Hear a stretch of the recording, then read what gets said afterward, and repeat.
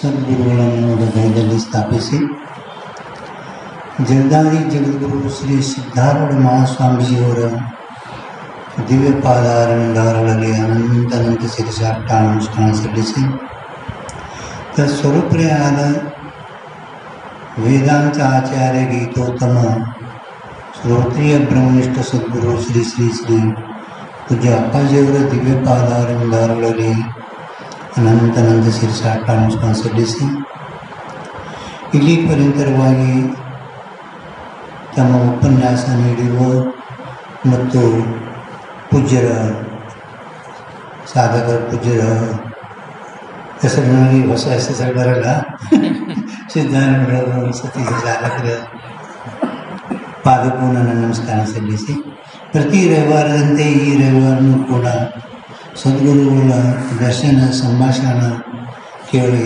ಧನ್ಯರಾಗಬೇಕಂತ ಬಂದಂಥ ಭಕ್ತರ ಹೃದಯದಲ್ಲಿ ವಾಸ ಮಾಡುವ ಪರಮಜ್ಯೋತಿ ಪರಮಾತ್ಮನ ವಂದಿಸಿ ಪ್ರತಿ ರವಿವಾರದಂತೆ ಈ ರವಿವಾರವೂ ಕೂಡ ಸತ್ಸಂಗ ಪೂಜ್ಯ ಅಪ್ಪಾಜಿಯವರ ಪ್ರಸ್ತುತಿ ಇಲ್ಲ ಇಲ್ಲಿ. ಅದಕ್ಕೆ ನಾವು ಸ್ವಲ್ಪ ಏನಾದರೂ ಸ್ವಲ್ಪ ಟೈಮೂ ಆಗೈತಿ. ಇಲ್ಲಿ ಪರ್ಯಂತರವಾಗಿ ಆದಿ ಜಗದ್ಗುರು ಶಂಕರಾಚಾರ್ಯರ ಮಣಿರತ್ನಮಾಲಾದ ಒಂದು ಶ್ಲೋಕವನ್ನು ಆಧಾರ ಮಾಡಿಟ್ಟುಕೊಂಡು ಸಾಧಕರು ನಿಮಗೆ ಚಿಂತಿದ ಬಗ್ಗೆ ಭಾಳ ವಿಸ್ತಾರವಾಗಿ ಹೇಳಿದ್ದಾರೆ. ಕೋವ ಜ್ವರ, ಜ್ವರ ಅಂದರೆ ಏನು? ಜ್ವರ ಅಂದರೆ ಏನಿಲ್ಲ, ನಮಗೆಲ್ಲ ಗೊತ್ತಿಲ್ಲ. ಜ್ವರ ಎಲ್ಲರಿಗೂ ಜ್ವರ ಎಷ್ಟೋ ಸರಿ ಬರ್ತಾವೆ. ಜ್ವರ ಯಾವಾಗ ಬರ್ತಾವೆ ಯಾವಾಗ ಹೋಗ್ತಾವೆ ಇವೆಲ್ಲ ನಮ್ಗೆ ಗೊತ್ತಾವೆ. ಈ ಜ್ವರ ನಮಗೆ ಯಾಕೆ ಬರ್ತಾವೆ ಅಂತ ಅವ್ರು ಹೇಳ್ತಾ ಇದ್ದಾರೆ ಕಿ ನಮ್ಮ ಶರೀರದಲ್ಲಿ ವಾತ ಪಿತ್ತ ಕಫ ಈ ಮೂರು ಸಮವಾಗಿ ಇದ್ದರೆ ಜ್ವರ ಬರಲ್ಲ. ಕಿಂತು ಅದರ ಒಳಗೆ ಯಾವುದಾದ್ರೆ ವಾತ ಹೆಚ್ಚಾಯಿತು, ಪಿತ್ತ ಹೆಚ್ಚಾಯಿತು, ಕಫ ಹೆಚ್ಚಾಯಿತು, ಅದ್ರ ಪರಿಣಾಮ ಹೆಚ್ಚಾಯ್ತಪ್ಪ ಅಂದ್ರೆ ಮತ್ತೆ ನಮಗಾದ್ರೂ ಜ್ವರ ಬಂದು ಇರ್ತಾವೆ. ಇಷ್ಟೇ ನಮ್ಗೆ ಡಾಕ್ಟರ್ಸ್ ನಿಮಗೆ ಯಾವಾಗ ಹೇಳ್ತಾರೆ ಹೋದ ಕೂಡಲೇ ಯಾನಾಗಿದ ಜ್ವರ ಬಂದ ಕೂಡಲೇ ಅವ ಗೋಳಿ ಕೊಡ್ತಾನೆ. ಮತ್ತು ನಾನು ಜ್ವರ ಕಡಿಮೆ ಆಗಿಲ್ಲ ಅಂತಾನೆ. पण ಎದಕ್ಕೆ ಬಂದವು ಜ್ವರ? ಏನು ವಾತದಿಂದ ಬಂದದೋ ಜ್ವರ, ಪಿತ್ತದಿಂದ ಬಂದದೋ, ಏನು ಕಫದಿಂದ ಬಂದದೋ? ಅವಾಗ ಹಿಂದಕ್ಕೆ ಡಾಕ್ಟರ್ಗಳು ನಾಡಿ ನೋಡಿ ಹೇಳ್ತಿದ್ರು. ಈಗೇನಿಲ್ಲ, ಬರೀ ನೋಡೋಣ ಏನಾಗದ ಜ್ವರ ಆಗ್ಯದ, ಹೇಗೆ ಗೋಳಿ ಔಷಧ ಚಾಲು. ಹಂಗೆ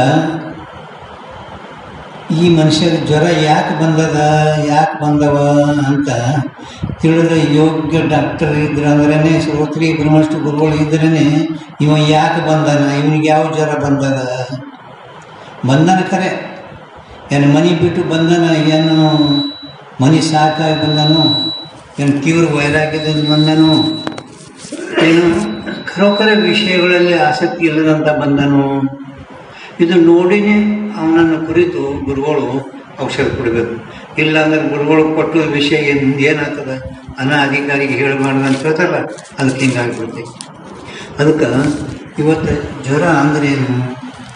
ಜ್ವರ ಅದಕ್ಕೆ ಅವರು ಜ್ವರಕ್ಕೆ ಸಾದೃಶ್ಯ ಏನು ಹೇಳ್ಯಾರಂದರೆ ಒಂದು ಚಿಂತೆ. ಸರ್ವಸ ಅವ್ರ ಹತ್ರ ಎಲ್ಲ ಪ್ರಾಣಿಗಳಿಗೆ ಇದು ಇರೋದು ಸ್ವಾಭಾವಿಕ ಚಿಂತೆ. ಆದರೂ ಚಿಂತೆ ಎಲ್ಲೈತಿ? ಈ ಜಡ ಶರೀರದಲ್ಲಿ ಏನಾರು ಆಗ್ಯದ, ಭಾಳ ತ್ರಾಸದ ಶರೀರದಲ್ಲಿ ಕ್ಯಾನ್ಸರ್ ಆಗ್ಯದ. ಆ ಜಡ ಶರೀರ ನಾನು ಚಿಂತೆ ಮಾಡ್ಲಿಕ್ಕತ್ತದೇನು? ಕ್ಯಾನ್ಸರ್ ಆಗ್ಯದ. ಇದಕ್ಕೆ ಶರೀರಕ್ಕೇನು ಚಿಂತೆ ಮಾಡ್ತಿದ್ದೇನು? ಆತ್ಮ ಅಸಂಗಿದ್ದಾನ ಕ್ಯಾನ್ಸರಾಗಲಿ ಯಾರಿಗಾಗಲಿ. ನಾ ಇದಕ್ಕೆ ನೋಡಮ್ಮ ಬೇರೆ ಇದ್ದ, ಅದಕ್ಕೆ ಅವನಿಗೂ ಚಿಂತಿಲ್ಲ. ಮತ್ತು ಕಳೆದುಕೊಳ್ಳೋದು ನ್ಯಾಯ ಏನು ಅಂತ ಕೇಳಿದರೆ, ಯಾವ ಮನಸ್ಸು ಅದ ಒಳಗೆ,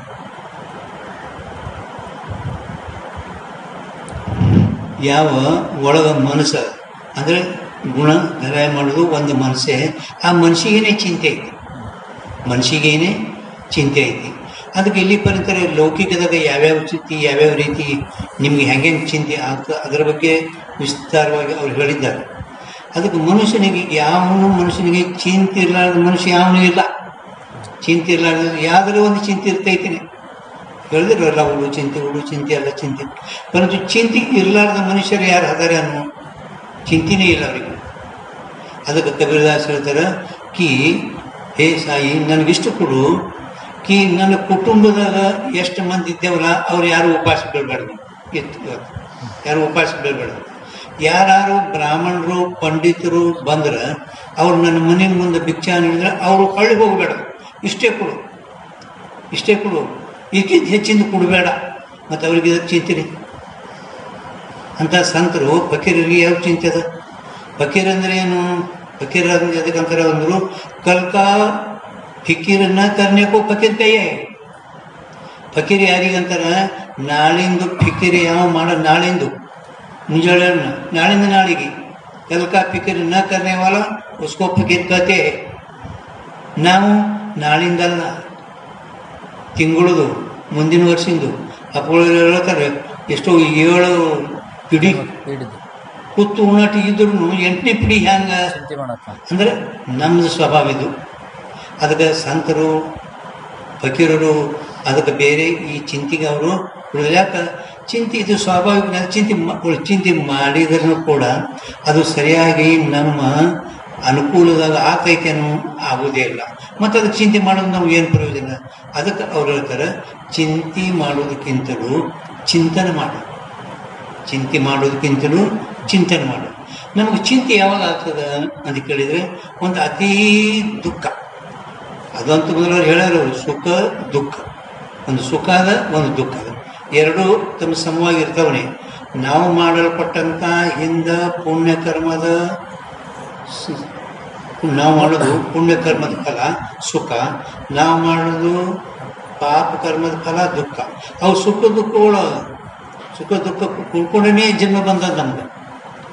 ಪುಣ್ಯ ಪಾಪ ಕರುಣೆ ಐತಿ ಪಣಿ ಮತ್ತು ಅವು ನಮ್ಗೆ ಎಷ್ಟು ಬೇಕಾದ್ರೆ ಸುಖ ದುಃಖ ಕೊಟ್ಟೇ ತೀರ್ತಾವ, ಅವು ಎಂದೇ ಅನ್ನೋದು ಇರುವುದಿಲ್ಲ. ಮತ್ತು ಅಂದಮೇಲೆ ಆ ಸುಖ ದುಃಖಗಳ ಸಲುವಾಗಿ ನಾವು ಸುಖ ಬೇಕು ದುಃಖ ಬೇಡ ಇದ್ರ ಸಲುವಾಗಿ ಪ್ರಯತ್ನ ಮಾಡಿದ್ರು ಕೂಡ ಅದು ಸಫಲ ಆಗುವುದಿಲ್ಲ. ಅದಕ್ಕೆ ನೀ ಏನು ಮಾಡು ಅಂತ ಕೇಳಿದ್ದಾದ್ರೆ ಅವರು ಏನು ಹೇಳಕತ್ತಾರೆ ಇವತ್ತು ಅಂದ್ರೆ ಚಿಂತೆ ಮಾಡೋದಕ್ಕಿಂತಲೂ ಪರಮಾತ್ಮಂದು ಚಿಂತನೆ. ಅತಿ ಯಾವಾಗಲೂ ಅತಿ ದರಿದ್ರಿ ಇದ್ದರೂ ಪಾರು ಮಾಡ್ತಾ ಆಗಲ್ಲ, ಅತಿ ಶ್ರೀಮಂತ ಇದ್ರೂ ಪಾರು ಮಾಡ್ತಾ ಆಗಲ್ಲ. ಪಾರು ಮಾಡ್ತಂದ್ರೆ ಒಂದು ಭಕ್ತಿ. ಅತಿ ಶ್ರೀಮಂತ ಅಪ್ಪಗಳು ಹೇಳ್ತಾರಲ್ಲ ನಮಗೆ ಯಾಕೆ ಕಡಿಮೆ ಮಾಡಿ ಅಂತ ದೇವ್ರ ಕಡೆ ಹೋಗೋದು, ಬರೀ ದೇವ್ರ ಗುಡಿ ಕಡೆ ಯಾನ್ ದೇವ್ರು ನಮ್ಗೆ ಕಡಿಮೆ ಅಂತ ದೇವ್ರ ಕಡೆ ಹೋಗೋದು. ಮತ್ತು ಕಡಿಮೆ ಮಾಡಿದ್ರಿ ಅವ್ರು ಬರ್ತಾರೆ ದೇವ್ರ ಗುಡಿ ಕಡೆ ಅಂದ್ರೆ ನಮ್ಮನ್ನೇ ಯಾನ್ ಮಾಡ ನಮ್ಗೆ ಯಾನ್ ಕಡಿಮೆ ಮಾಡ ದೇವ್ರ ಮಾತಾಡಿ ದೇವ್ರ ಕಡೆ ಹೋಗೋದು. ಮತ್ತು ಅತಿ ಏಕ್ದಮ್ ದರಿದ್ರಿಗೆ ಇತ್ತಪ್ಪ ಅಂದ್ರೆ ಅವನು ಏನ್ರಿ ಮುಂಜಾನೆ ಎದ್ದು ರಾತ್ರಿ ಮಲಗೋದ್ ತನಕ ಕಷ್ಟ ರಾತ್ರಿ ಹಿಂಗೆ ಬಂದು ಸ್ವಲ್ಪ ಪ್ರಸಾದ ತೊಗೊಂಡು ನಿದ್ದೆ ಮಾಡ್ತಾರೆ. ಯಾವಾಗ ನಾವು ದೇವರ ಗುರುಗಳು ಮಾಡೋಣ ಅಂದ್ರೆ ಅತಿ ದರಿದ್ರಿಗೂ ಇದು ಆಗಲ್ಲ, ಅತಿ ಶ್ರೀಮಂತರಿಗೂ ಆಗಲ್ಲ. ಅಂತೂ ದುಃಖ ಚಿಂತೆ ಆಗೋದು ದರಿದ್ರದಲ್ಲಿನೇ. ಸಂತರು ಫಕೀರರು ಏನು ಹೇಳ್ತಾ ಇದ್ದಾರೆ ಅಂತ ಕೇಳಿದ್ರೆ ಒಂದು ದೃಷ್ಟಾಂತ ಹೇಳ್ತೀನಿ ನಿಮ್ಗೆ. ತುಕಾರಾಮ್ ಮಹಾರಾಜರಷ್ಟಂತೂ ದರಿದ್ರಿ ದುಃಖ ಯಾರಿಗಿದ್ದಿಲ್ಲ ಅವಾಗಿನ ಸಂತರು. ಅಂದಿದ್ದು ನಿಮಗೆಲ್ಲ ಪರಿಚಿತದ ತುಕಾರಾಮ್ ಮಹಾರಾಜರದು. ಅವಾಗ ಒಮ್ಮೆ ಏನಾಯ್ತು ಅಂತ ಕೇಳಿದರೆ ಜಿಜಾಬಾಯಿಯವರು ಏನೋ ಒಂದು ಸಂಕಲ್ಪ, ಹೆಂಗೆ ಎಲ್ಲರಿಗೂ ಸತ್ಯನಾರಾಯಣ ಕಥೆ, ಶ್ರಾವಣದಾಗ ಒಂದು 5 ಮಂದಿ ಜಂಗಮರಿಗೆ ಕರ್ಸೋದು, ಬ್ರಾಹ್ಮಣರಿಗೆ ಕರ್ಸೋದು, ಮಹಾತ್ಮರಿಗೆ ಕರೆಸಿ ಅವರಿಗೆ ಊಟ ಪ್ರಸಾದ ಕೊಟ್ಟು ದಕ್ಷಿಣ ಕೊಟ್ಟು ಹೋಗ್ಬಿಟ್ಟು. ಅದಕ್ಕೆ ಜಿಜಾಬಾಯಿಯು ಸಂಕಲ್ಪ ಏನು ಮಾಡಿದಳು ಅಂತ ಕೇಳಿದ್ದಾದರೆ ನಾಳೆ ನಾವು ಒಂದು 5 ಮಂದಿ ಬ್ರಾಹ್ಮಣರಿಗೆ ಭೋಜನ ಹಾಕೋದು. ತುಕಾರಾಮ್ ಅಂದ್ರೆ ಆನಂದದಲ್ಲ, ಏಕ್ದಮ್ ಆನಂದ. 5 ಮಂದಿ ಬ್ರಾಹ್ಮಣರು ನಮ್ಮ ಮನೆಗೆ ಬರ್ಬೇಕಂದ್ರೆ ಎಷ್ಟು ಪುಣ್ಯ. ನಮ್ದು ಪುಣ್ಯ ಯಾವ ಪುಣ್ಯ ಇದು?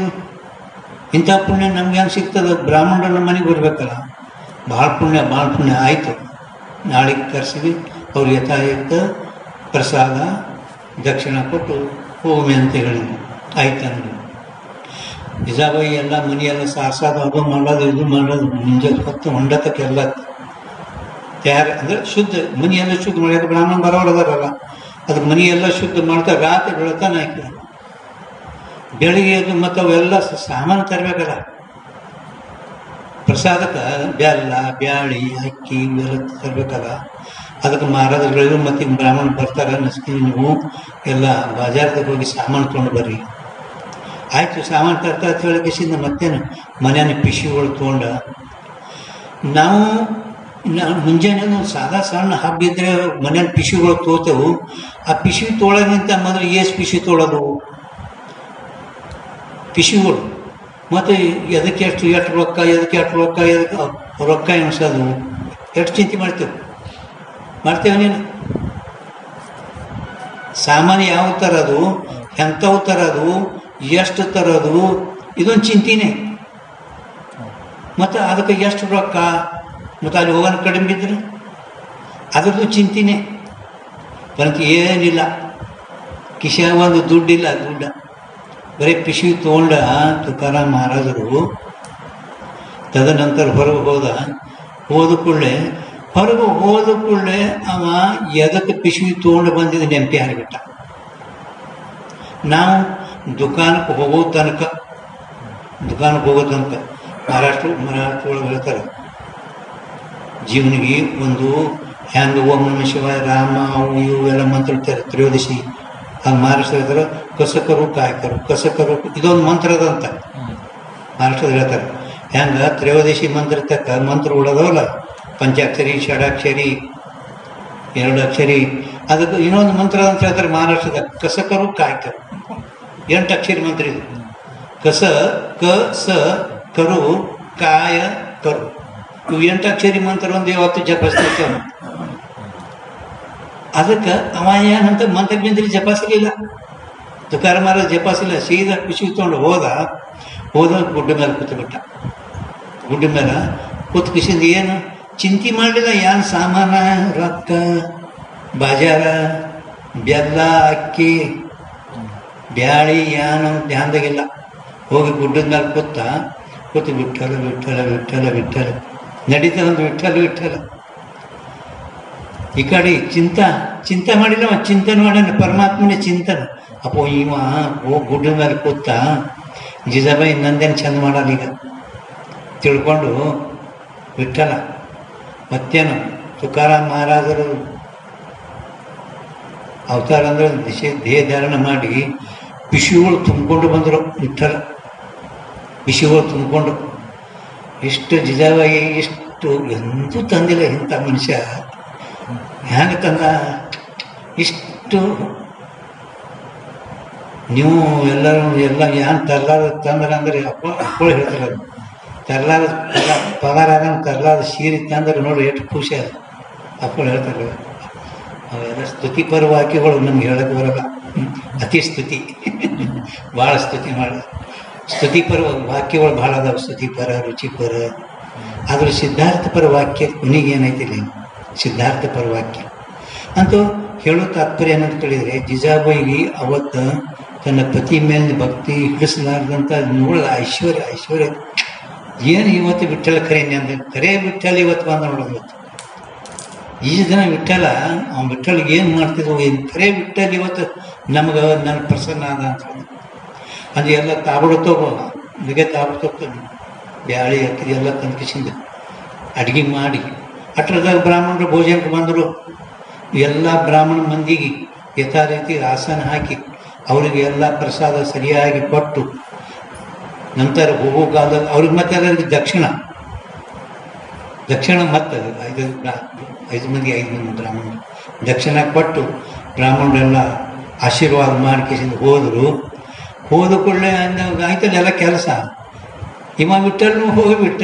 ಅಟ್ರದ ವಿಠ್ಠಲ ಒಬ್ಬ ಬಂದ. ಈ ವಿಠ್ಠಲ್ ಹೋದ ಕೂಡಲೇ ಬಂದಲ್ಲಿ ಪಿಶು ತೊಗೊಂಡು ಬಂದ. ಖಾಲಿ ಪಿಶುಗಳು ಆಕೆ ನೋಡಿದ್ರು. ಅವ ನೋಡ್ತಾನ, ಈಗ ಅನ್ನೋದಿನ್ ಏನು ಚಂದಿಲ್ಲ ಅಲ್ಲಿ ಹಂಗೆ ಯಾಕಂದ್ರೆ ಯಾರು ಆಕೆ ಅಂದ್ರು ಇಡತಕ್ಕ ಮಾಡುವ ಯಾರು? ತುಕಾರಾಮ್ ಎಲ್ಲ ಸಾಮಾನು ತಂದ, ಬ್ರಾಹ್ಮಣರಿಗೆ ಆಸನ ಹಾಕದ, ಅವ್ರಿಗೆ ದರ್ಶನ ಮಾಡ್ದ, ದಕ್ಷಿಣ ಕೊಟ್ಟ, ಮತ್ತು ಅವ್ರಿಗೆ ಹೋಗೋ ಕಾಲದಾಗ ಎಲ್ಲರಿಗೆ ಇಷ್ಟೆಲ್ಲ ಮಾಡ್ದವ ಯಾರು? ತುಕಾರಾಮ್ ಮಹಾರಾಜ್ ತಿಳ್ಕೊಂಡ ಕಿ ನಾನು ಇಲ್ಲಿ ತನಕ ಹಂಗೆ ಮಾಡ್ದಲ್ಲ, ಆ ಕರೆ ಬಿಟ್ಟಲ್ಲ ಅಂದ್ರೆ ವಿಠಲ್ನೇ ಬಂದಿಟ್ಟೆಲ್ಲ ಮಾಡ್ಯಾನ. ಹೇಳೋ ತಾತ್ಪರ್ಯ ಅಂದ್ರೆ ನಾವು ಏನು ಮಾಡ್ತೇವೆ, ನಾ ಮಾಡಿದ್ರೆ ಆಗ್ತದ್ರಿ. ಅವ ಅಂತೀವ್ರ ನಾಳೆ ಬಿಡಿದ್ರೆ ನಮ್ಮ ಮನೆಗೆ ಕೂತು ಬಿಡ್ತಾನೆ. ಒಟ್ಟು ಏನೇನು ಒಂದು ಕಡ್ಡಿ ಬಿಡೋದು ನೋಡಿ, ಬರ್ರಿ ನೋಡ ದೇವ್ರ, ನಾನು ನಾಳೆಗಿಟ್ಟು ಕೆಲ್ಸಿಗೆ ಹೋಗಲ್ಲ, ಯಾನು ಕಳ್ಸಲ್ಲ, ಬರ್ರಿ ನೋಡ ದೇವ್ರ ಏನು ಮಾಡ್ತಾನೆ ಸುಮ್ಮನೆ ಇವ್ರು ಅಂತಾರೆ ದೇವ್ರು ಮಾಡ್ತಾನೆ, ದೇವ್ರು ಮಾಡ್ತಾನೆ, ಏನು ದೇವ್ರು ಏನು ಮಾಡ್ತಾನೆ, ಮಾಡಿ ನೋಡ ಹೆಂಗೆ ದೇವ್ರು ಮಾಡ್ತಾನೆ. ಪರಂತು ಮಧುಕರ್ ಹೇಳಾರ कि पहले ರಚೆ ಪ್ರಾರಬ್ಧ ನಂತರ ರಚೆ ಶರೀರ. ಹೌದಿಲ್ಲ?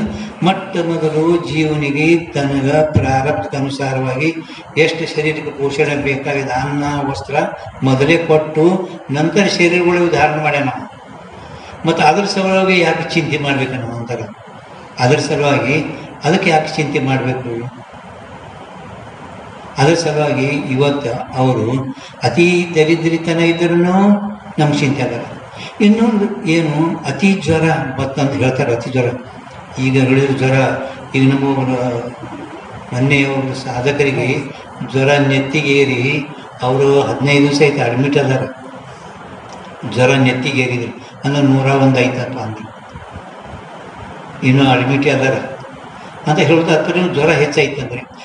ಇನ್ನೊಂದು ಹೆಚ್ಚಿಗೆ ಜ್ವರ ಯಾವಾಗ ಬರ್ತದ ಅಂತ ಕೇಳಿದರೆ ಡಾಕ್ಟರ್ ನಾವೇನೋ ಜ್ವರ ಭಾಳ ಬಂದವ ಅಂತೇಳಿ ಇಲ್ಲಿ ನೀವು ಅಡ್ಮಿಟ್ ಆಗಬೇಕು, ಒಂದು 4 ದಿವಸ ನಿಮಗೆ ಟ್ರೀಟ್ಮೆಂಟ್ ಕೊಡಬೇಕು, ಮನೆಯಾಗದು ಆಗಲ್ಲ ಅಂದರೆ ಜ್ವರ ಹೆಚ್ಚಿಗೆ ಆಗಲಿಕ್ಕತ್ತು ಅಂದರೆ ಏನೋ ಕಡಿಮೆ ಆಗಲಿಲ್ಲ ಅಥವಾ ಯಾವುದೋ ಜ್ವರದಿಂದ ಕಾಯಿಲೆ ಕೂಡಿತು, ಡಾಕ್ಟರ್ಗಳು ಏನು ಉಪಯೋಗ ಆಗಲ್ಲ, ಮನೆಗೆ ಒಯ್ರಿ ಇವನಿಗೆ ಏನು ತಿಂತಾನೋ ಅಂತಾನೆಲ್ಲ ತಿನ್ನಿಸ್ರಿ ಅಂತ ಹೇಳಿದ್ರು. ಮನೆಗೆ ಒಯ್ರಿ ಪೇಷಂಟ್ಗೆ ಈಗ ಏನು ಉಪಯೋಗ ಆಗಲ್ಲ ಅಂತ ಹೇಳಿದ್ರು. ಅವಾಗೇ ಸತ್ತಂಗೆ ಆಗ್ಬಿಡ್ತಾನವ. ಅಂದರೆ ಚಿಂತೆ ಹೆಂಗೆ ಮರಣ, ಇನ್ನೂ ದೂರದ ಮರಣ. ಪಣ ಮಹಾತ್ಮರು ಸಂತರು ಮರಣಾಚೆ ಮರಣಮೀ ಕಾಯಿಲೆ. ಮರಣ ಅಂದ್ರೆ ನಮ್ಮಲ್ಲಿ ಸತ್ತು ನೋಡಂತಾರೆ, ಅವಾಗ ನಿಮ್ಗೆ ಚಿಂತೆ ಹೋಗ್ತದೆ. ನಾ ಸತ್ತೇ ಇಲ್ಲ ತಿಳಿದಪ್ಪ, ನಾ ಸತ್ತೇ ಇಲ್ಲ. ಮತ್ತು ಸ್ಯಾಮ್ ಯಾರು ಅದಕ್ಕೆ ಒಂದು ಸಣ್ಣ ದೃಷ್ಟಾಂತ ಅವರು ಮಹಾಭಾರತ ಒಳಗೆ ಹೇಳಿದಾಗ, ಮಹಾಭಾರತ ಒಳಗೆ ಯಾವ ಕಾಲದಾಗ ಪಾಂಡವರು ಕೌರವ ಯುದ್ಧ ಚಾಲು ಆಯಿತು. ಅವಾಗ ಪ್ರಥಮ ಸೇನಾಪತಿ ಅಂದರೆ ಭೀಷ್ಮ. 4-5 ದಿವಸ ಯುದ್ಧ ನಡೆದ ಕಾಲದಾಗ ದುರ್ಯೋಧನ ಆವೇಶದಿಂದ ನೀನು ಖರೆ ಯುದ್ಧ ಮಾಡಲಾಗಿದೆ, ವಾಸ್ತವಿಕ ಯುದ್ಧ ಪಾಂಡವರ ದೃಷ್ಟಿಕೊಂಡೇ ಮಾಡಕತ್ತೀನಿ. ಯಾಕಂದ್ರೆ 4-5 ದಿವಸ ಆಯಿತು, ಒಬ್ಬ ಪಾಂಡವ ಒಬ್ಬನು ಸಾಯ್ಲಿಲ್ಲ. ಸತ್ಯನ ಯಾರು ಒಬ್ಬರು ಪಾಂಡವರು ಹೊಡೆದೇ ಇಲ್ಲ. ಅದಕ್ಕೆ ನೀನು ನಮ್ಮ ಕೌರವರ ಪ್ರತಿಪಕ್ಷಿ ನೀನು ಮಾಡಲ್ಲ. ಆವೇಶದಿಂದ ಅವಾಗ ಭೀಷ್ಮ ಏನೋ ಒಂದು ಇದರದಿಂದ ನಾಳೆ ಸೂರ್ಯಾಸ್ತ ತಕ್ಕ ಎಲ್ಲ ಪಾಂಡವರಿಗೆ ಖಲಾಸ ಮಾಡ್ತಾರೆ. ನಾಳೆ ಸೂರ್ಯಾಸ್ತ ಆಗೋದ್ರೊಳಗೆ ಎಲ್ಲ ಪಾಂಡವರಿಗೆ ಖಲಾಸ ಮಾಡ್ತಾರೆ. ಎಲ್ಲ ಕಡೆ ಆನಂದ ಕೌರವರನ್ನು ನಾಳೆಗೆಲ್ಲ 4-5 ಮಂದಿ ಪಾಂಡವರು ಖಲಾಸ್. ಮತ್ತು ಎಲ್ಲ ಕುಟುಂಬ ರಾತ್ರಿ ಇದಕ್ಕೆಲ್ಲ ಮೀಟಿಂಗ್ ಆಯ್ತಾರೆ ಅವರು ಭೀಷ್ಮಂದು. ಅಂದರೆ ರಾತ್ರಿ 10 ಗಂಟೆಗೆ ಎಲ್ಲ ಪ್ರಸಾದ ಮಾಡ್ಕಿಸಿದ ಕುಟುಂಬದಾಗ ಸ್ವಸ್ಥ ನಿದ್ದೆ ಹೊಡಿತಾ ಇದ್ದರು. ಅಂದರೆ ಭಗವಂತ ಬಂದು ನೋಡ್ತಾನೆ, ಇವರೆಲ್ಲ ನಿದ್ದೆ ಹೊಡಿಕತ್ತಾರೆ, ಹೊರಸಲ್ಕತ್ತಾರೆ 5 ಮಂದಿ. ಏನು ನಿಮ್ಗೇನು ಚಿಂತೆ ಆದೇನಿಲ್ಲ? ಎದ್ರ ಚಿಂತೆ ಅಂದರು, ಎದ್ರ ಚಿಂತೆ? ಭೀಷ್ಮ ಪ್ರತಿಜ್ಞೆ ಎಂದು ಸುಳ್ಳಾಗಲ್ಲ. ಭೀಷ್ಮ ಪ್ರತಿಜ್ಞೆ ಮಾಡ್ಯಾನ, ಗೊತ್ತಾಗಿಲ್ಲ ಅಂದರು. ಏನು ನಾಳೆ ಸೂರ್ಯಾಸ್ತಕ್ಕೆ ನಿಮ್ಗೆಲ್ಲರಿಗೆ ಖಲಾಸ ಮಾಡ್ತಾನೆ ನಮ್ಮ ಪರಮಾತ್ಮ. ನಾವು ನಿನ್ನ ಚಿಂತನೆ ಮಾಡ್ತಾ ಇರ್ಲಿಕ್ಕೆ ಎಂಥ ಎಷ್ಟು ಭೀಷ್ಮಗಳು ಹೊರಗೆ ಬಂದ್ರೆ ನಮಗೆ ನಾವು ಸಾಯಲ್ಲ ಅಂದ್ರೆ ಹೇಳುತ್ತಾಗ್ತದೆ. ಏನಂದ್ರೆ ನಾವು ಪರಮಾತ್ಮನ ಚಿಂತನೆ, ಪರಮಾತ್ಮನ ಶ್ರದ್ಧಾ ವಿಶ್ವಾಸ ಇಟ್ಟು ಚಿಂತನೆ ಮಾಡ್ಕೊತಿದ್ದರೆ ಇಂಥ 1000 ಭೀಷ್ಮಗಳು ಪ್ರತಿಜ್ಞೆ ಮಾಡಿದರೆ ನಮಗೆ ಏನೂ ಆಗೋದಿಲ್ಲ. ದೇವತಾರಿ ಇತಿಹಾಸ ಪೂರ್ಣಮಾರಿ ಅಂತ. ದೇವತಾರಿ ಇತಿಹಾಸ ದೇವರು ಯಾವಾಗ ತಾರಸಲ್ಲಿ ನಿಂತ ಅಂದ್ರೆ ಅವನಿಗೆ ಯಾವ ಹೊಡಿತಾನ, ಯಾವನು ಹೊಡೆಯೋದಿಲ್ಲ. ಅದಕ್ಕೆ ಅವರು ಆಟ ಚಿಂತೆ ಮಾಡೋಕ್ಕಿಂತಲೂ ಪರಮಾತ್ಮನ ಚಿಂತನೆ ಮಾಡಿದ್ರೆ ನಮ್ಮ ಜೀವನ ಸಫಲ ಆಗ್ತದೆ. ಚಿಂತೆ ಮಾಡಿದರೆ ನಮ್ಮ ಜೀವನ ಸಫಲ ಆಗುವುದಿಲ್ಲ. ಅದಕ್ಕೆ ಈ ಚಿಂತೆ ಬಿಟ್ಟು ಚಿಂತನೆ ಮಾಡಿದಂತೆ ಹೇಳುತ್ತಾ